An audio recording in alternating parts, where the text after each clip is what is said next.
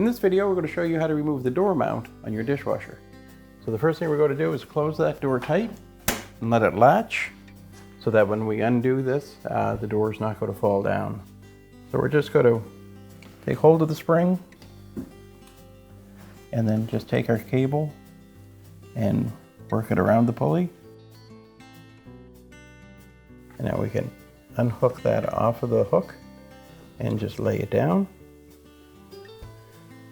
So then all we have to do is to take the bolt out that mounts it to the frame. We're just going to take our nut driver, and in this case it's a 5/16, and we're just going to unthread these two bolts.